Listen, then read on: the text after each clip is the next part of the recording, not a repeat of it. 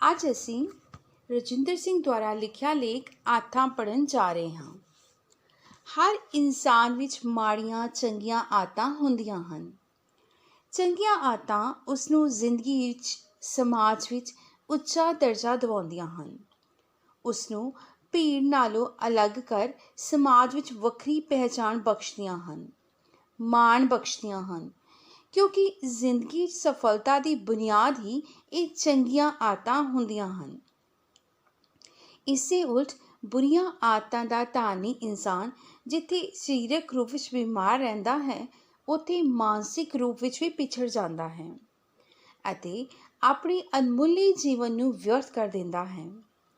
ਇਸ ਪਾਠ ਵਿੱਚ ਅਸੀਂ ਅਜਿਹੀਆਂ ਚੰਗੀਆਂ ਮਾੜੀਆਂ ਆਦਤਾਂ ਬਾਰੇ ਪੜ੍ਹਾਂਗੇ। ਅਸੀਂ ਆਪਣੀਆਂ ਆਦਤਾਂ ਇੰਨੀਆਂ ਵਿਗਾੜ ਰੱਖੀਆਂ ਹਨ ਕਿ ਉਹਨਾਂ ਆਦਤਾਂ ਕਰਕੇ ਅਸੀਂ ਤੰਦਰੁਸਤ ਅਤੇ ਨਿਰੋਗ ਰਹਿ ਹੀ ਨਹੀਂ ਸਕਦੇ। ਸਾਡੀ ਸਭ ਤੋਂ ਪਹਿਲੀ ਆਦਤ ਤਾਂ ਇਹ ਹੈ ਕਿ ਅਸੀਂ ਸਵੇਰੇ ਬਿਸਤਰੇ 'ਤੇ ਅੱਖਾਂ ਖੋਲ੍ਹਦੇ ਸਾਰ ਹੀ ਸਵੇਰ ਦੀ ਚਾਹ, ਜਿਹਨੂੰ ਅਸੀਂ ਬੈਟੀ ਕਹਿੰਦੇ ਹਾਂ, ਲੈ ਲੈਂਦੇ ਹਾਂ। ਚਾਹ ਪੀਣ ਤੋਂ ਬਾਅਦ ਸਾਡੀਆਂ ਅੱਖਾਂ ਤਾਂ ਪੂਰੀ ਤਰ੍ਹਾਂ ਖੁੱਲ੍ਹ ਜਾਂਦੀਆਂ ਹਨ, ਪਰ ਉਸ ਦਾ ਪ੍ਰਭਾਵ ਸਾਡੇ ਸਰੀਰ 'ਤੇ ਕਿੰਨਾ ਹਾਨੀਕਾਰਕ ਹੁੰਦਾ ਹੈ, ਇਸ ਗੱਲ ਨੂੰ ਅਸੀਂ ਕਦੇ ਜਾਣਨ ਦੀ ਕੋਸ਼ਿਸ਼ ਹੀ ਨਹੀਂ ਕਰਦੇ। ਸੱਚ ਤਾਂ ਇਹ ਹੈ ਕਿ ਜਿਉਂ-ਜਿਉਂ ਅਜੋਕੀ ਸੱਭਿਅਤਾ ਦਾ ਪ੍ਰਚਾਰ ਹੁੰਦਾ ਜਾ ਰਿਹਾ ਹੈ, ਸਾਡੇ ਸਮਾਜ ਵਿੱਚ ਚਾਹ ਦਾ ਰਿਵਾਜ ਉਨਾ ਹੀ ਜ਼ੋਰ ਫੜਦਾ ਜਾ ਰਿਹਾ ਹੈ। ਅੱਜ ਦੇ ਇਸ ਨਵੇਂ ਦੌਰ ਵਿੱਚ ਜ਼ਿਆਦਾਤਰ ਲੋਕ ਸਵੇਰੇ ਉੱਠਦੇ ਸਾਰ ਹੀ ਚਾਹ ਲੈਣ ਦੇ ਆਦੀ ਹੁੰਦੇ ਜਾ ਰਹੇ ਹਨ ਅਤੇ ਸਾਡੀ ਤਰ੍ਹਾਂ ਉਹ ਵੀ ਇਸ ਗੱਲ ਤੋਂ ਅਣਜਾਣ ਹਨ ਕਿ ਸਿਹਤਮੰਦ ਅਤੇ ਨਿਰੋਗੀ ਜੀਵਨ ਚਾਹ ਦੀ ਕੋਈ ਮਹੱਤਤਾ ਨਹੀਂ ਹੈ। ਠੰਡੇ ਅਤੇ ਯੂਰਪੀ ਦੇਸ਼ਾਂ ਦੀ ਗੱਲ ਹੋਰ ਹੈ, ਪਰ ਭਾਰਤ ਜਿਹੇ ਗਰਮ ਦੇਸ਼ ਵਿੱਚ ਚਾਹ ਦਾ ਕੋਈ ਮਹੱਤਵ ਅਤੇ ਅਰਥ ਨਹੀਂ ਹੈ। ਕੁਝ ਹਾਲਤਾਂ ਵਿੱਚ ਚਾਹ ਨੂੰ ਇੱਕ ਦਵਾਈ ਦੇ ਤੌਰ 'ਤੇ ਵਰਤਿਆ ਜਾ ਸਕਦਾ ਹੈ। ਸਿਹਤਮੰਦ ਅਤੇ ਸੁੰਦਰਤਾ ਪ੍ਰਾਪਤੀ ਦੇ ਪੱਖੋਂ ਚਾਹ ਪੀਣਾ ਸਰਾਸਰ ਇੱਕ ਗਲਤ ਆਦਤ ਹੈ। ਚਾਹ ਇੱਕ ਤਰ੍ਹਾਂ ਜ਼ਹਿਰ ਵਾਂਗ ਸਰੀਰ ਵਿੱਚ ਫੈਲ ਕੇ ਸਾਡੇ ਸਰੀਰ 'ਤੇ ਆਪਣਾ ਅਧਿਕਾਰ ਜਮਾ ਲੈਂਦੀ ਹੈ ਅਤੇ ਫਿਰ ਇੱਕ ਸਮਾਂ ਅਜਿਹਾ ਆਉਂਦਾ ਹੈ ਕਿ ਅਸੀਂ ਚਾਹ ਦੇ ਬਿਨਾਂ ਰਹਿ ਨਹੀਂ ਸਕਦੇ। ਚਾਹ ਵਿੱਚ ਥੇਨੀਨ ਨਾਂ ਦਾ ਇੱਕ ਅਜਿਹਾ ਤੱਤ ਹੁੰਦਾ ਹੈ ਜੋ ਖੂਨ ਨੂੰ ਸ਼ੁੱਧ ਨਹੀਂ ਹੋਣ ਦਿੰਦਾ, ਖੂਨ ਦੇ ਗੰਦ ਨੂੰ ਬਾਹਰ ਨਹੀਂ ਨਿਕਲਣ ਦਿੰਦਾ। ਸਿੱਟੇ ਵਜੋਂ ਖੂਨ ਗੰਦਾ ਹੁੰਦਾ ਰਹਿੰਦਾ ਹੈ। ਜ਼ਿਆਦਾ ਚਾਹ ਪੀਣ ਵਾਲਿਆਂ ਦੀਆਂ ਅੱਖਾਂ ਤੁਹਾਨੂੰ ਹਮੇਸ਼ਾ ਧੁੰਦਲੀਆਂ ਅਤੇ ਉਦਾਸ ਦਿਖਾਈ ਦੇਣਗੀਆਂ। ਚਿਹਰੇ 'ਤੇ ਰੁੱਖਾਪਣ ਜਾਂ ਕਿਤੇ-ਕਿਤੇ ਅਸਾਧਾਰਨ ਚਿਕਨਾਪਣ ਦਿਖਾਈ ਦੇਵੇਗਾ। ਇਸ ਤੋਂ ਇਲਾਵਾ ਚਾਹ ਨਾਲ ਖੂਨ ਅਤੇ ਨਾੜੀਆਂ ਵਿੱਚ ਗੈਰ ਜ਼ਰੂਰੀ ਉਤੇਜਨਾ ਆਉਣ ਨਾਲ ਨਾੜੀਆਂ ਥੱਕ ਜਾਂਦੀਆਂ ਹਨ, ਜਿਸ ਨਾਲ ਸਰੀਰ ਦੀ ਸਹਿਣ ਸ਼ਕਤੀ ਘਟਦੀ ਹੈ। ਸਰੀਰ ਆਏ ਦਿਨ ਨਿੱਕੀਆਂ-ਨਿੱਕੀਆਂ ਬਿਮਾਰੀਆਂ ਦਾ ਕੇਂਦਰ ਬਣਿਆ ਰਹਿੰਦਾ ਹੈ। ਜ਼ਿਆਦਾ ਚਾਹ ਪੀਣ ਵਾਲਿਆਂ ਨੂੰ ਸਰਦੀ, ਜ਼ੁਕਾਮ ਵਾਰ-ਵਾਰ ਹੋ ਜਾਂਦਾ ਹੈ। ਸਾਡੀ ਬਦਕਿਸਮਤੀ ਇਹ ਹੈ ਕਿ ਅਸੀਂ ਸਰਦੀ, ਜ਼ੁਕਾਮ ਅਤੇ ਬੁਖਾਰ ਆਦਿ ਵਿੱਚ ਚਾਹ ਨੂੰ ਦਵਾਈ ਸਮਝਦੇ ਹਾਂ। ਜੇ ਅਸੀਂ ਸਿਹਤਮੰਦ ਅਤੇ ਨਿਰੋਗ ਰਹਿਣਾ ਚਾਹੁੰਦੇ ਹਾਂ ਤਾਂ ਬੈਟੀ ਦੀ ਆਦਤ ਸਾਨੂੰ ਛੱਡਣੀ ਪਵੇਗੀ। ਸਰੀਰ ਦੇ ਲਈ ਚਾਹ ਵਿੱਚ ਮੌਜੂਦ ਥੇਨੀਨ ਪਦਾਰਥ ਹਾਨੀਕਾਰਕ ਹੈ। ਭਾਵੇਂ ਥੇਨੀਨ ਨਾਲ ਗਿਆਨ ਤੰਤੂ ਉਤੇਜਿਤ ਹੁੰਦੇ ਹਨ ਅਤੇ ਫੌਰੀ ਤੌਰ 'ਤੇ ਸਰੀਰ ਵਿੱਚ ਤਾਕਤ ਦਾ ਅਨੁਭਵ ਹੁੰਦਾ ਹੈ, ਪਰ ਜ਼ਿਆਦਾ ਮਾਤਰਾ ਵਿੱਚ ਚਾਹ ਪੀਣ ਨਾਲ ਉਤੇਜਨਾ ਦੇ ਕਾਰਨ ਨੀਂਦ ਉੱਡ ਜਾਂਦੀ ਹੈ। ਕੁਝ ਦਿਨਾਂ ਬਾਅਦ ਥੋੜ੍ਹਾ ਸਿਰ ਦਰਦ ਰਹਿਣ ਲੱਗੇਗਾ, ਜਿਸ ਦੀ ਦਵਾਈ ਸਿਰਫ ਚਾਹ ਹੋਵੇਗੀ। ਦਿਲ ਦੀ ਧੜਕਣ ਵੱਧ ਜਾਵੇਗੀ ਅਤੇ ਪੇਟ ਖਰਾਬ ਰਹਿਣ ਲੱਗੇਗਾ। ਇਹ ਜ਼ਹਿਰੀਲਾ ਚੱਕਰ ਚੱਲਦਾ ਰਹਿੰਦਾ ਹੈ ਅਤੇ ਸਿਹਤ ਵਿਗੜਦੀ ਚਲੀ ਜਾਂਦੀ ਹੈ। ਥੇਨੀਨ ਨਾਲ ਪਾਚਨ ਕਿਰਿਆ ਦੇ ਅੰਗਾਂ 'ਤੇ ਵੀ ਬੁਰਾ ਅਸਰ ਪੈਂਦਾ ਹੈ। ਅੰਤੜੀਆਂ ਦੀਆਂ ਨਾੜੀਆਂ ਕਠੋਰ ਬਣ ਜਾਂਦੀਆਂ ਹਨ। ਉਹਨਾਂ ਦੀ ਹਾਲਤ ਕਮਜ਼ੋਰ ਹੁੰਦੀ ਜਾਵੇਗੀ ਅਤੇ ਇਸ ਕਾਰਨ ਖਾਧਾ ਪੀਤਾ ਨਹੀਂ ਪਚੇਗਾ। ਅਣਪਚਿਆ ਭੋਜਨ ਅੱਗੇ ਨਹੀਂ ਵੱਧਦਾ, ਜਿਸ ਕਰਕੇ ਭੁੱਖ ਨਾ ਲੱਗਣਾ ਅਤੇ ਕਬਜ਼ ਵਰਗੇ ਰੋਗ ਹੋ ਜਾਂਦੇ ਹਨ। ਭੁੱਖ ਨਾ ਲੱਗਣ ਨਾਲ ਸਰੀਰ ਵਿੱਚ ਤਾਕਤ ਘੱਟ ਜਾਂਦੀ ਹੈ ਅਤੇ ਰੋਗ ਨਿਰੋਧਕ ਤਾਕਤ ਘੱਟ ਹੋ ਜਾਂਦੀ ਹੈ। ਅਸੀਂ ਰਾਤ ਨੂੰ ਸੌਂਦੇ ਬਹੁਤ ਕੁਵੱਲੇ ਹਾਂ, ਜਿਸ ਕਰਕੇ ਅਸੀਂ ਸਵੇਰੇ ਜਲਦੀ ਨਹੀਂ ਉੱਠ ਸਕਦੇ। 8 ਵਜੇ ਤੱਕ ਬਿਸਤਰੇ 'ਤੇ ਪਏ ਰਹਿੰਦੇ ਹਾਂ। 1-2 ਵਾਰ ਚਾਹ ਨੂੰ ਅੰਮ੍ਰਿਤ ਸਮਝ ਕੇ ਪੀਂਦੇ ਹਾਂ, ਤਦ ਕਿਤੇ ਜਾ ਕੇ ਬਿਸਤਰੇ ਤੋਂ ਉੱਠਦੇ ਹਾਂ। ਆਪਣੀ ਇਸੇ ਆਦਤ ਦੇ ਕਾਰਨ ਸਾਡੇ ਸਰੀਰ ਵਿੱਚ ਆਲਸ ਰਹਿੰਦਾ ਹੈ। ਚੰਗਾ ਖਾਣ ਪੀਣ 'ਤੇ ਵੀ ਸਰੀਰ ਕਮਜ਼ੋਰ ਬਣਿਆ ਰਹਿੰਦਾ ਹੈ। ਚਿਹਰੇ 'ਤੇ ਕੋਈ ਰੌਣਕ ਨਹੀਂ ਹੁੰਦੀ, ਸਦੀਵੀ ਸਥਿਰਤਾ ਬਣੀ ਰਹਿੰਦੀ ਅਤੇ ਚਿਹਰਾ ਹਮੇਸ਼ਾ ਉਤਰਿਆ ਰਹਿੰਦਾ ਹੈ। ਇਸ ਗੱਲ ਨੂੰ ਤਾਂ ਜਿਵੇਂ ਅਸੀਂ ਜਾਣਦੇ ਹੀ ਨਹੀਂ ਕਿ ਸੂਰਜ ਚੜ੍ਹਨ ਤੋਂ ਪਹਿਲਾਂ ਉੱਠ ਜਾਣਾ ਸਿਹਤ ਲਈ ਹਰ ਪੱਖੋਂ ਉੱਤਮ ਹੈ। ਸਵੇਰ ਸਾਰ ਬਿਸਤਰੇ ਦਾ ਤਿਆਗ ਕਰਨਾ ਸਾਡੀ ਆਰੀਆ ਸੰਸਕ੍ਰਿਤੀ ਦਾ ਇੱਕ ਨਿਯਮ ਰਿਹਾ ਹੈ। ਮਨੁੱਖੀ ਤਨ ਮਨ ਧਨ ਦੇ ਵਾਧੇ ਲਈ ਰਿਸ਼ੀਆਂ ਮੁਨੀਆਂ ਦਾ ਵੀ ਸਾਨੂੰ ਇਹੋ ਹੀ ਸੁਝਾਅ ਰਿਹਾ ਹੈ। ਇਸ ਸੁਝਾਅ ਜਾਂ ਹੁਕਮ ਵਿੱਚ ਬਹੁਤ ਵੱਡਾ ਭੇਦ ਛੁਪਿਆ ਹੈ। ਜੇ ਤੁਸੀਂ ਨਿਰੋਗ ਰਹਿਣਾ ਚਾਹੁੰਦੇ ਹੋ, ਜੇਕਰ ਤੰਦਰੁਸਤ ਰਹਿ ਕੇ ਜੀਵਨ ਬਿਤਾਉਣਾ ਚਾਹੁੰਦੇ ਹੋ, ਜੇ ਤੁਸੀਂ ਸੰਸਾਰ ਵਿੱਚ ਲੰਬੀ ਉਮਰ ਭੋਗਣੀ ਚਾਹੁੰਦੇ ਹੋ, ਤਾਂ ਤੁਸੀਂ ਕੋਈ ਵੀ ਗਲਤ ਆਦਤ ਨਾ ਅਪਣਾਓ। ਸਵੇਰੇ ਸੂਰਜ ਚੜ੍ਹਨ ਤੋਂ ਪਹਿਲਾਂ ਹੀ ਬਿਸਤਰੇ ਨੂੰ ਛੱਡ ਦੇਣ ਵਰਗੀ ਵਧੀਆ ਆਦਤ ਪਾਓ। ਜਿਵੇਂ ਕਿ ਅਸੀਂ ਪੁਰਾਣ ਜਾਂ ਹੋਰ ਕੋਈ ਧਾਰਮਿਕ ਗ੍ਰੰਥਾਂ 'ਚ ਜਿੱਥੇ ਵੀ ਦੇਖਦੇ ਹਾਂ, ਉੱਥੇ ਸੂਰਜ ਨਿਕਲਣ ਤੋਂ ਪਹਿਲਾਂ ਉੱਠਣਾ ਲਾਭਦਾਇਕ ਦੱਸਿਆ ਗਿਆ ਹੈ। ਆਯੁਰਵੈਦਿਕ ਨਜ਼ਰੀਏ ਤੋਂ ਸਵੇਰੇ ਜਲਦੀ ਉੱਠਣਾ ਹੀ ਅਤੀ ਲਾਭਦਾਇਕ ਹੈ।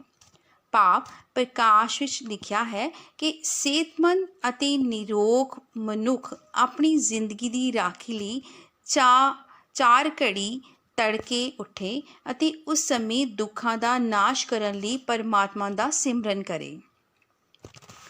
ਸਾਰੇ ਵਿਦਵਾਨਾਂ ਦਾ ਕਹਿਣਾ ਹੈ ਕਿ ਜਿਹੜੇ ਲੋਕ ਰਾਤ ਨੂੰ 10 ਵਜੇ ਤੱਕ ਵੇਲੇ ਸਿਰ ਸੋ ਕੇ ਸਵੇਰੇ ਸੂਰਜ ਚੜ੍ਹਨ ਤੋਂ ਪਹਿਲਾਂ ਹੀ ਬਿਸਤਰੇ ਦਾ ਮੋਹ ਛੱਡ ਦਿੰਦੇ ਹਨ, ਉਹਨਾਂ ਦਾ ਸਰੀਰ ਸਦਾ ਨਿਰੋਗ ਰਹਿੰਦਾ ਹੈ ਅਤੇ ਉਹਨਾਂ ਦੀ ਬੁੱਧੀ ਵੀ ਵੱਧਦੀ ਹੈ।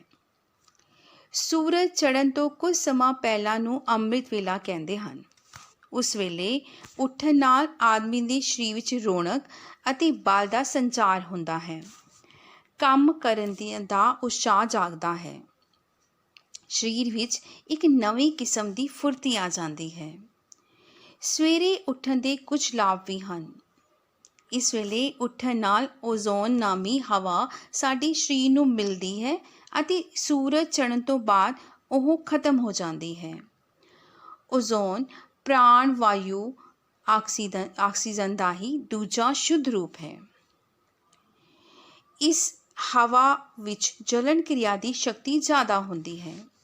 ਇਸ ਲਈ ਇਸ ਨੂੰ ਵੱਧ ਤੋਂ ਵੱਧ ਮਾਤਰਾ 'ਚ ਲਿਆ ਜਾਵੇ ਤਾਂ ਸਾਡੇ ਸਰੀਰ ਦੇ ਦੋਸ਼ਾਂ ਦਾ ਸ਼ੁੱਧੀਕਰਨ ਹੋਰ ਵੀ ਚੰਗੀ ਤਰ੍ਹਾਂ ਹੁੰਦਾ ਹੈ।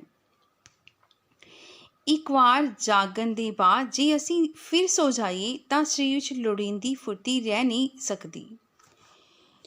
ਸਵੇਰ ਵੇਲੇ ਦਰੱਖਤਾਂ, ਫੁੱਲਾਂ ਅਤੇ ਪੱਤਿਆਂ ਵਿੱਚੋਂ ਜੋ ਖੁਸ਼ਬੂ ਫੈਲਦੀ ਹੈ, ਉਹ ਸਾਡੇ ਦਿਮਾਗ ਵਿੱਚ ਇੱਕ ਨਵੀਂ ਤਾਜ਼ਗੀ ਭਰ ਦਿੰਦੀ ਹੈ। ਅਸਲ ਵਿੱਚ ਸਵੇਰ ਦਾ ਵਾਤਾਵਰਣ ਅਤਿਅੰਤ ਲਾਭਦਾਇਕ ਹੁੰਦਾ ਹੈ। ਇਸ ਵੇਲੇ ਉੱਠਣ ਵਾਲਿਆਂ ਨੂੰ ਦਿਲ ਦਾ ਰੋਗ ਕਦੇ ਨਹੀਂ ਹੁੰਦਾ। ਉਹ ਲੰਮੀ ਉਮਰ ਭੋਗਣ ਵਾਲੀ ਖੁਸ਼ਕਿਸਮਤਾਂ ਵਿੱਚੋਂ ਇੱਕ ਹੁੰਦੇ ਹਨ। ਸੰਸਾਰ ਦੇ ਪ੍ਰਸਿੱਧ ਵਿਅਕਤੀਆਂ ਦੀ ਜੀਵਨੀ ਜੇ ਅਸੀਂ ਪੜ੍ਹੀਏ ਤਾਂ ਸਾਨੂੰ ਪਤਾ ਲੱਗੇਗਾ ਕਿ ਉਹ ਸਾਰੇ ਸਵੇਰੇ ਬਹੁਤ ਜਲਦੀ ਉੱਠਦੇ ਸਨ। ਇਸ ਲਈ ਜਿਨ੍ਹਾਂ ਨੇ ਨਿਰੋਗ ਤੇ ਤੰਦਰੁਸਤ ਰਹਿਣਾ ਹੈ, ਉਹ ਸੂਰਜ ਚੜ੍ਹਨ ਤੋਂ ਪਹਿਲਾਂ ਹੀ ਬਿਸਤਰਾ ਛੱਡ ਦੇਣ, ਕਿਉਂਕਿ ਦਿਨ ਚੜ੍ਹੇ ਉੱਠਣ ਨਾਲ ਤੰਦਰੁਸਤੀ ਨਸ਼ਟ ਹੋ ਜਾਂਦੀ ਹੈ। ਮਨ ਮਲੀਨ ਰਹਿੰਦਾ ਹੈ, ਸੁਸਤੀ ਤੇ ਆਲਸ ਘੇਰੀ ਰੱਖਦਾ ਹੈ। ਘਰ, ਬਾਹਰ, ਦੁਕਾਨ ਜਾਂ ਦਫ਼ਤਰ ਕਿਤੇ ਵੀ ਮਨ ਨਹੀਂ ਲੱਗਦਾ। ਸੂਰਜ ਚੜ੍ਹਨ ਤੋਂ ਬਾਅਦ ਸੋ ਕੇ ਉੱਠਣ ਵਾਲਿਆਂ ਬਾਰੇ ਸ਼੍ਰੀ ਵਿਸ਼ਨੂਗੁਪਤ ਚਾਣਕਿਆ ਨੇ ਕਿਹਾ ਹੈ, ਜਿਸ ਦਾ ਭਾਵ ਅਰਥ ਇਹ ਹੈ, ਜੋ ਗੰਦੇ ਕੱਪੜੇ ਪਹਿਨਦਾ ਹੈ, ਜੋ ਦੰਦਾਂ ਨੂੰ ਸਾਫ਼ ਨਹੀਂ ਰੱਖਦਾ, ਜੋ ਬਹੁਤ ਖਾਂਦਾ ਹੈ, ਮੰਦਾ ਬੋਲਦਾ ਹੈ ਅਤੇ ਜੋ ਸੂਰਜ ਚੜ੍ਹਨ ਜਾਂ ਛਿਪਣ ਵੇਲੇ ਸੁੱਤਾ ਰਹਿੰਦਾ ਹੈ, ਉਹ ਚਾਹੇ ਚੱਕਰਧਾਰੀ ਵਿਸ਼ਨੂੰ ਹੀ ਕਿਉਂ ਨਾ ਹੋਵੇ ਤਾਂ ਵੀ ਲక్ష్ਮੀ ਉਸ ਨੂੰ ਛੱਡ ਜਾਵੇਗੀ। ਜੇ ਅਸੀਂ ਆਪਣਾ ਭਲਾ ਚਾਹੁੰਦੇ ਹਾਂ ਤੇ ਸੰਸਾਰ ਵਿੱਚ ਸੁੱਖ ਨਾਲ ਸਾਰੀ ਉਮਰ ਬਤੀਤ ਕਰਨੀ ਚਾਹੁੰਦੇ ਹਾਂ ਤਾਂ ਸਵੇਰ ਸਾਰ ਉੱਠਣ ਦਾ ਫੈਸਲਾ ਸਾਨੂੰ ਕਰਨਾ ਪਵੇਗਾ। ਸਾਡੀ ਦੂਜੀ ਗਲਤੀ ਇਹ ਹੈ ਕਿ ਸਵੇਰ ਦੀ ਸੈਰ ਨਹੀਂ ਕਰਦੇ। ਸਰੀਰਕ ਮਿਹਨਤ ਕਰਨ ਲਈ ਸਭ ਤੋਂ ਚੰਗਾ ਕਦਮ ਸਵੇਰ ਦੀ ਸੈਰ ਹੈ। ਉਂਝ ਯੋਗ ਆਸਨਾਂ ਨਾਲ ਵੀ ਕਾਫੀ ਲਾਭ ਹੁੰਦਾ ਹੈ। ਸੈਰ ਦੀ ਆਦਤ ਪਾ ਕੇ ਪਿੱਛੋਂ ਯੋਗ ਆਸਨ ਸ਼ੁਰੂ ਕਰਨਾ ਹੋਰ ਵੀ ਜ਼ਿਆਦਾ ਵਿਗਿਆਨਕ ਅਤੇ ਲਾਭਦਾਇਕ ਹੈ।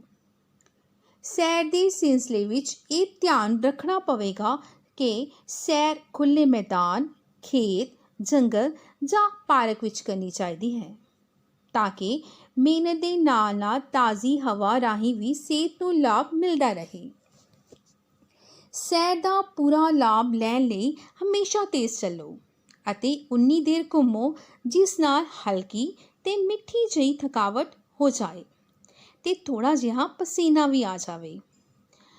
ਅੱਗੇ ਜਿਵੇਂ ਜਿਵੇਂ ਸਮਾਂ ਬੀਤਦਾ ਜਾਵੇ ਰੋਜ਼ਾਨਾ ਸੈਰ ਦੀ ਦੂਰੀ ਵਧਾਉਂਦੇ ਜਾਓ। ਨੀਂਦ ਵੀ ਸਾਡੇ ਜਾਨਦਾਰ ਹਿੱਸਿਆਂ ਨੂੰ ਲੋੜੀਂਦਾ ਆਰਾਮ ਮਿਲਦਾ ਹੈ। ਗੂੜੀ ਨੀਂਦ ਲੈਣ ਨਾਲ ਸਰੀਰ ਦੇ ਸਾਰੇ ਹਿੱਸੇ ਪ੍ਰਾਪਤ ਕਰ ਲੈਂਦੇ ਹਨ। ਪਾਚਕ ਰਸ ਜ਼ਿਆਦਾ ਮਾਤਰਾ 'ਚ ਬਣਦੇ ਹਨ ਅਤੇ ਸਰੀਰ ਦੇ ਮਰੇ ਸੈੱਲ ਨਸ਼ਟ ਹੁੰਦੇ ਹਨ ਤੇ ਨਵੇਂ ਸੈੱਲ ਬਣਦੇ ਹਨ। ਖੂਨ ਦੀ ਸ਼ੁੱਧੀ ਹੁੰਦੀ ਹੈ ਤੇ ਉਸ ਵਿੱਚ ਵਾਧਾ ਹੁੰਦਾ ਹੈ। ਤੰਤੂ ਮੁੜ ਸ਼ਕਤੀ ਪ੍ਰਾਪਤ ਕਰਕੇ ਚੇਤਨਾ ਭਰਪੂਰ ਅਤੇ ਮਜ਼ਬੂਤ ਬਣਦੇ ਹਨ। ਤੰਤੂਆਂ ਵਿੱਚ ਮੁੜ ਸ਼ਕਤੀ ਪ੍ਰਾਪਤ ਹੋਣ ਨਾਲ ਅੰਤੜੀਆਂ ਦੇ ਸਾਰੇ ਦੋਸ਼ ਮਲ ਮੂਤਰ ਰਾਹੀਂ ਬਾਹਰ ਨਿਕਲ ਜਾਂਦੇ ਹਨ, ਜਿਸ ਨਾਲ ਸਵੇਰ ਸਾਰ ਚੁਸਤੀ, ਫੁਰਤੀ ਅਤੇ ਸ਼ਕਤੀ ਦਾ ਸੰਚਾਰ ਹੁੰਦਾ ਹੈ। ਸਰੀਰ ਵਿੱਚ ਨਿਰੋਗਤਾ ਅਤੇ ਤੰਦਰੁਸਤੀ ਵਿੱਚ ਨੀਂਦ ਦਾ ਗੂੜ੍ਹਾ ਸੰਬੰਧ ਹੈ। ਦਿਨ ਭਰ ਦੇ ਧੰਦਿਆਂ ਤੋਂ ਥੱਕਿਆ ਟੁੱਟਿਆ ਆਦਮੀ ਸੋ ਜਾਂਦਾ ਹੈ, ਪਰ ਅੱਜ ਦੇ ਇਸ ਮਾਰਾਮਾਰੀ ਦੇ ਯੁੱਗ ਵਿੱਚ ਇਹ ਸਧਾਰਨ ਗੱਲ ਵੀ ਅਸਧਾਰਨ ਹੋ ਗਈ ਹੈ। ਕੁਝ ਲੋਕ ਤਾਂ ਰਾਤ ਨੂੰ ਦੇਰ ਤੱਕ ਜਾਗਣ ਦੇ ਲਈ ਚਾਹ ਜਾਂ ਕੌਫੀ ਦੀ ਲੋੜ ਤੋਂ ਵੱਧ ਵਰਤੋਂ ਕਰਦੇ ਹਨ। ਰਾਤ ਭਰ ਜਾ ਕੇ ਅੱਖਾਂ ਤੇ ਦਿਮਾਗ ਨੂੰ ਥਕਾ ਦਿੰਦੇ ਹਨ ਅਤੇ ਸਰੀਰ ਦੇ ਸਾਰੇ ਹਿੱਸਿਆਂ ਨੂੰ ਸਥਿਰ ਕਰ ਦਿੰਦੇ ਹਨ। ਗੂੜੀ ਨੀਂਦ ਸਿਹਤ ਵਧਾਊ ਹੈ। ਨੀਂਦ ਦੇ ਬਿਨਾਂ ਕੋਈ ਵੀ ਜੀਵ ਜੰਤੂ ਜਾਂ ਪਸ਼ੂ ਪੰਛੀ ਜਿਉਂਦਾ ਨਹੀਂ ਰਹਿ ਸਕਦਾ। ਪੁਰਾਤਨ ਕਾਲ ਵਿੱਚ ਤਾਨਾਸ਼ਾਹ ਸ਼ਾਸਕ ਕਈ ਵਾਰ ਦੋਸ਼ੀਆਂ ਨੂੰ ਜਾਗਦੇ ਰਹਿਣ ਦੀ ਸਜ਼ਾ ਦਿੰਦੇ ਸਨ, ਭਾਵ ਉਹਨਾਂ ਨੂੰ ਸੌਣ ਨਹੀਂ ਸੀ ਦਿੱਤਾ ਜਾਂਦਾ।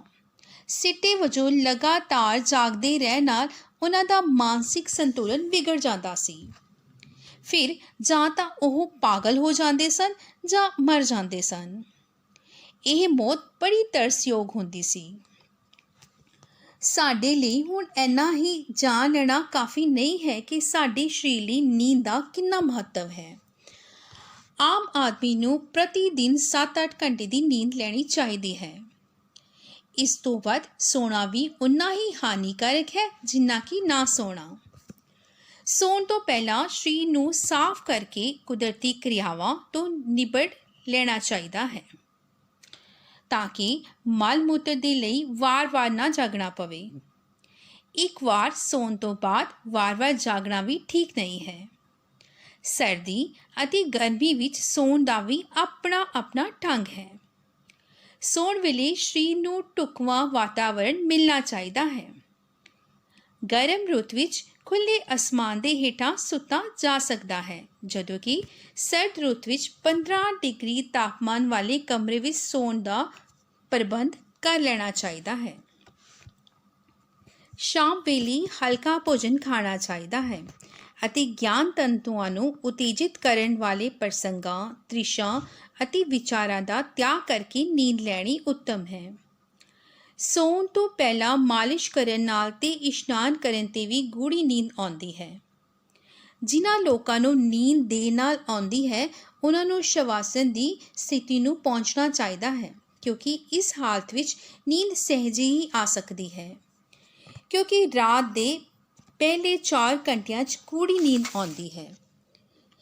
ਇਸ ਲਈ ਉਸ ਵੇਲੇ ਸੁੱਤੇ ਪਏ ਆਦਮੀ ਨੂੰ ਕਿਸੇ ਵੀ ਤਰ੍ਹਾਂ ਦੀ ਕੋਈ ਖਲਲ ਨਹੀਂ ਆਉਣੀ ਚਾਹੀਦੀ। ਭਾਵੇਂ 7-8 ਘੰਟੇ ਨੀਂਦ ਦਾ ਨਿਯਮ ਹੈ, ਫਿਰ ਵੀ ਸਿਹਤਮੰਦ ਅਤੇ ਨਿਰੋਗ ਰਹਿਣ ਲਈ ਕਿੰਨੇ ਘੰਟੇ ਦੀ ਨੀਂਦ ਜ਼ਰੂਰੀ ਹੈ, ਇਸ ਦਾ ਕੋਈ ਮਾਪਦੰਡ ਨਹੀਂ ਹੈ। ਇੱਕ ਸਧਾਰਨ ਕੰਮ ਵਿੱਚ ਰੁੱਝੇ ਹੋਏ ਆਦਮੀ ਲਈ 7 ਘੰਟੇ ਦੀ ਨੀਂਦ ਜ਼ਰੂਰੀ ਹੈ। ਉਮਰ ਵਧਣ ਨਾਲ ਨੀਂਦ ਵੀ ਘਟ ਜਾਂਦੀ ਹੈ, ਫਿਰ ਵੀ ਅਨੇਕ ਬਿਰਧ ਆਦਮੀਆਂ ਨੂੰ 10 ਘੰਟੇ ਤੱਕ ਦੀ ਨੀਂਦ ਜ਼ਰੂਰੀ ਹੈ। ਕਈ ਲੋਕਾਂ ਨੂੰ ਲਗਾਤਾਰ 7-8 ਘੰਟੇ ਸੌਣਾ ਚੰਗਾ ਨਹੀਂ ਲੱਗਦਾ। ਉਹ 4 ਘੰਟੇ ਕੰਮ ਕਰਕੇ ਸੋ ਜਾਂਦੇ ਹਨ। ਉਸ ਤੋਂ ਬਾਅਦ ਦਿਨ ਵਿੱਚ ਕੰਮ ਕਰਕੇ ਦਿਨ ਵਿੱਚ ਹੀ 1-ਅੱਧੇ ਘੰਟੇ ਦੀ ਨੀਂਦ ਲੈ ਕੇ ਤਾਜ਼ਗੀ ਪ੍ਰਾਪਤ ਕਰ ਲੈਂਦੇ ਹਨ। ਮਹਾਤਮਾ ਗਾਂਧੀ ਜੀ ਨੂੰ ਜਦੋਂ ਵੀ ਸਮਾਂ ਮਿਲਦਾ ਸੀ 1-ਅੱਧਾ ਘੰਟਾ ਨੀਂਦ ਲੈ ਲੈਂਦੇ ਸਨ। ਜਦੋਂ ਉਹ ਖੂਬ ਕੰਮ ਕਰਦੇ ਲਗਾਤਾਰ ਕੰਮ ਵਿੱਚ ਰੁੱਝੇ ਰਹਿੰਦੇ ਸਨ। ਨੈਪੋਲੀਅਨ ਬੋਨਾਪਾਰਟ ਘੋੜੇ 'ਤੇ ਸਵਾਰੀ ਕਰਦੇ ਕਰਦੇ ਹੀ ਸੋ ਲੈਂਦੇ ਸਨ। ਬਹੁਤ ਰੁੱਝੇ ਰਹਿਣ ਦੇ ਕਾਰਨ ਉਹਨਾਂ ਨੂੰ ਸੌਣ ਦਾ ਸਮਾਂ ਨਹੀਂ ਮਿਲਦਾ ਸੀ। ਅਜਿਹੇ ਰੁੱਝੇ ਲੋਕ ਨੀਂਦ ਦੇ ਲਈ ਆਪਣਾ ਵਿਸ਼ੇਸ਼ ਢੰਗ ਲੱਭ ਲੈਂਦੇ ਹਨ ਅਤੇ ਸਦਾ ਕਾਲ ਦੇ ਲਈ ਨਵ ਜੀਵਨ ਪ੍ਰਾਪਤ ਕਰ ਲੈਂਦੇ ਹਨ। ਇਸੇ ਤਰ੍ਹਾਂ ਵਿਗਿਆਨ ਦੇ ਇੱਕ ਅਧਿਆਪਕ ਨੇ ਜਲਦੀ ਸੌਣ ਦੇ ਲਾਭ ਬਾਰੇ ਦੱਸਿਆ। ਉਸਨੇ ਇਹ ਸੱਟਾ ਕੱਢਿਆ ਕਿ ਰਾਤ ਨੂੰ 12 ਵਜੇ ਤੋਂ ਪਹਿਲਾਂ ਦੀ ਨੀਂਦ ਰਾਤ ਦੇ 12 ਵਜੇ ਤੋਂ ਬਾਅਦ ਦੀ ਨੀਂਦ ਨਾਲੋਂ ਦੁੱਗਣਾ ਆਰਾਮ ਦਿੰਦੀ ਹੈ। ਮੰਨ ਲਓ ਕਿ ਤੁਸੀਂ ਰਾਤ ਨੂੰ 10 ਵਜੇ ਸੋ ਜਾਓ ਤਾਂ ਤੁਹਾਨੂੰ ਜਿੰਨੀ ਨੀਂਦ ਪ੍ਰਾਪਤ ਹੋਵੇਗੀ ਉਨੀ ਨੀਂਦ ਪ੍ਰਾਪਤ ਕਰਨ ਦੇ ਲਈ ਤੁਹਾਨੂੰ ਰਾਤ ਦੇ 12 ਵਜੇ ਤੋਂ ਬਾਅਦ 4 ਘੰਟੇ ਸੌਣਾ ਪਵੇਗਾ। ਇਹ ਅਧਿਆਪਕ ਆਪਣੇ ਵਿਦਿਆਰਥੀ ਜੀਵਨ ਵਿੱਚ ਰੋਜ਼ ਰਾਤ ਨੂੰ 12 ਵਜੇ ਤੋਂ ਪਹਿਲਾਂ ਜਿਵੇਂ ਕਿ 10 ਵਜੇ ਤੱਕ ਸੋ ਜਾਂਦੇ ਸਨ ਅਤੇ ਰਾਤ ਨੂੰ 2 ਵਜੇ ਉੱਠ ਜਾਂਦੇ ਸਨ। ਇਸ ਤਰ੍ਹਾਂ ਰਾਤ ਨੂੰ 12 ਵਜੇ ਤੋਂ ਪਹਿਲਾਂ ਦੀ 2 ਘੰਟੇ ਨੀਂਦ 4 ਘੰਟੇ ਦੀ ਨੀਂਦ ਦੇ ਬਰਾਬਰ ਹੁੰਦੀ ਅਤੇ ਉਹ ਉੱਠ ਜਾਂਦੇ। ਮਤਲਬ ਕਿ ਕੁੱਲ 4 ਘੰਟੇ ਸੌਂਦੇ ਸਨ। ਫਿਰ ਵੀ ਇਹ ਨੀਂਦ ਉਹਨਾਂ ਲਈ ਬਹੁਤ ਹੁੰਦੀ ਸੀ। ਹਰੇਕ ਆਦਮੀ ਨੂੰ ਇਹ ਗੱਲ ਸਮਝ ਲੈਣੀ ਚਾਹੀਦੀ ਹੈ ਕਿ ਨੀਂਦ ਨਾ ਆਉਣ ਦਾ ਪੂਰਾ ਅਸਰ ਸਰੀਰ 'ਤੇ ਪੈਂਦਾ ਹੈ। ਦਿਮਾਗ ਅਤੇ ਨਾੜੀ ਸਿਸਟਮ 'ਤੇ ਇਸ ਦਾ ਬੁਰਾ ਅਸਰ ਪੈਂਦਾ ਹੈ। ਜ਼ਿਆਦਾ ਨੀਂਦ ਤਾਂ ਕੋਈ ਵੀ ਨਹੀਂ ਲੈ ਸਕਦਾ। ਹਾਂ, ਘੱਟ ਸੌਣ ਨਾਲ ਸਰੀਰ ਦੀ ਹਾਨੀ ਜ਼ਰੂਰ ਹੁੰਦੀ ਹੈ। ਇਹ ਸੀ ਰਾਜਿੰਦਰ ਸਿੰਘ ਜੀ ਦਾ ਲਿਖਿਆ ਪਾਠ ਆਦਤਾਂ। ਤੁਹਾਨੂੰ ਇਹ ਪਾਠ ਜ਼ਰੂਰ ਪਸੰਦ ਆਇਆ ਹੋਵੇਗਾ ਅਤੇ ਤੁਸੀਂ ਇਸ ਪਾਠ ਤੋਂ ਬਹੁਤ ਸਾਰੀਆਂ ਗੱਲਾਂ ਸਿੱਖੀਆਂ ਵੀ ਹੋਣਗੀਆਂ। ਆਓ ਹੁਣ ਇਸ ਪਾਠ ਨਾਲ ਸੰਬੰਧਿਤ ਕੁਝ ਗੱਲਾਂ ਯਾਦ ਕਰਦੇ ਹਾਂ। ਸਿਹਤਮੰਦ ਅਤੇ ਨਿਰੋਗੀ ਜੀਵਨ ਵਿੱਚ ਚਾਹ ਦੀ ਕੋਈ ਮਹੱਤਤਾ ਨਹੀਂ ਹੈ। ਚਾਹ ਜ਼ਹਿਰ ਵਾਂਗ ਸਾਡੇ ਸਰੀਰ ਵਿੱਚ ਫੈਲ ਕੇ ਆਪਣਾ ਅਧਿਕਾਰ ਜਮਾ ਲੈਂਦੀ ਹੈ। ਚਾਹ ਵਿੱਚ ਥੈਨੀਨ ਨਾਂ ਦਾ ਪਦਾਰਥ ਖੂਨ ਨੂੰ ਸ਼ੁੱਧ ਨਹੀਂ ਹੋਣ ਦਿੰਦਾ। ਥੈਨੀਨ ਨਾਲ ਗਿਆਨ ਤੰਤੂ ਉਤੇਜਿਤ ਹੁੰਦੇ ਹਨ। ਥੈਨੀਨ ਨਾਲ ਸਰੀਰ ਦੇ ਪਾਚਨ ਕਿਰਿਆ ਉੱਤੇ ਅਸਰ ਪੈਂਦਾ ਹੈ। ਸੂਰਜ ਚੜ੍ਹਨ ਤੋਂ ਪਹਿਲਾਂ ਉੱਠਣਾ ਸਿਹਤ ਲਈ ਹਰ ਪੱਖ ਤੋਂ ਉੱਤਮ ਹੈ। ਸਵੇਰ ਸਾਰ ਬਿਸਤਰੇ ਦਾ ਤਿਆਗ ਕਰਨਾ ਆਰੀਆ ਸੰਸਕ੍ਰਿਤੀ ਦਾ ਇੱਕ ਨਿਯਮ ਰਿਹਾ ਹੈ। ਸਵੇਰੇ ਉੱਠਣ ਨਾਲ ਸਾਨੂੰ ਓਜ਼ੋਨ ਹਵਾ ਪ੍ਰਾਪਤ ਹੁੰਦੀ ਹੈ। ਸਵੇਰ ਦਾ ਵਾਤਾਵਰਣ ਅਤਿਅੰਤ ਲਾਭਦਾਇਕ ਹੁੰਦਾ ਹੈ। ਸਾਡੇ ਸਰੀਰ ਵਿੱਚ ਪਾਚਕ ਰਸ ਜ਼ਿਆਦਾ ਮਾਤਰਾ ਵਿੱਚ ਸੌਣ ਵੇਲੇ ਬਣਦੇ ਹਨ। ਲਗਾਤਾਰ ਜਾਗਦੇ ਰਹਿਣ ਨਾਲ ਦੋਸ਼ੀਆਂ ਦਾ ਮਾਨਸਿਕ ਸੰਤੁਲਨ ਵਿਗੜ ਜਾਂਦਾ ਸੀ। ਆਮ ਆਦਮੀ ਨੂੰ 7-8 ਘੰਟੇ ਦੀ ਨੀਂਦ ਲੈਣੀ ਚਾਹੀਦੀ ਹੈ। ਸ਼ਾਮ ਵੇਲੇ ਹਲਕਾ ਭੋਜਨ ਖਾਣਾ ਚਾਹੀਦਾ ਹੈ। ਨੈਪੋਲੀਅਨ ਬੋਨਾਪਾਰਟ ਘੋੜੇ ਦੀ ਸਵਾਰੀ ਕਰਦੇ ਕਰਦੇ ਹੀ ਸੋ ਲੈਂਦਾ ਸੀ।